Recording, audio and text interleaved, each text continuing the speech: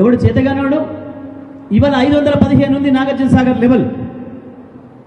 508 ఉన్ననాడు కూడా ఇదే పరిస్థితి వస్తే నాకు భాస్కర్ రావు గారు మన మిత్రులు చెప్తే నేను పెద్దసారి దగ్గరికి పోయి, అన్న నీళ్లు ఒక్క తడైతే రైతులు బతికిపోయేటట్టున్నారు 3-4 లక్షల ఎకరాలు.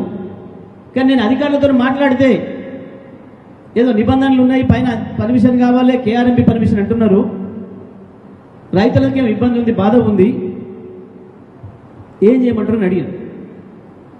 ఏంది నీ ఆలోచన అన్నాడు. ఎట్లాగో పాలేరుకు నీళ్ళు ఇవ్వాలి, ఖమ్మం మంచినీళ్ళు, గా పేరు మీద నీళ్లు తీసి కింద రైతులకు ఇచ్చుకునే ఉపాయం ఉంది. మనం ఎవరిని చెప్పక ఏమంటారు మాట్లాడకు, నేను పాలేరుకు నీళ్ళు ఏమని చెప్తా, నువ్వు ఏ ఉపాయం చేస్తావో ఇచ్చి రైతులను బతికిపోమని చెప్పిండు. గది ముఖ్యమంత్రి అంటే గా పని చేయాలి. రైతుల మీద ప్రేమ ఉన్నాడు, గా పని చేస్తాడు.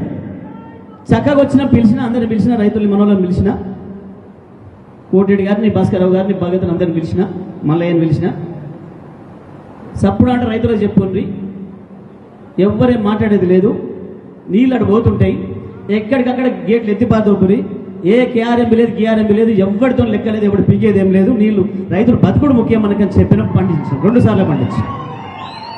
ఇంతకంటే తక్కువ లెవెల్ ఉందా ఇవాళ? కానీ ఇవాళ 515 పైన లెవెల్లున్నా రైతులు మొత్తుకుంటున్నా, మీ నీళ్ళు ఇవ్వలేని మీరు రండలు, మీరు ముండలు, మిమ్మల్ని బాధలు పెట్టాలి. 100 మీటర్ల లోతు కాంగ్రెస్ పార్టీని పెట్టాలి, మిమ్మల్ని పెట్టాలి, కానీ కేసీఆర్నిగా పెట్టాల్సి. చేతగాని వెధవలు, కేవలం మీ అవసరం కొరకు పదవుల్ని వాడుకునేటోళ్ళు మిమ్మల్ని పెట్టాలి. వాడు అంటే కేసీఆర్ లావు లిక్తా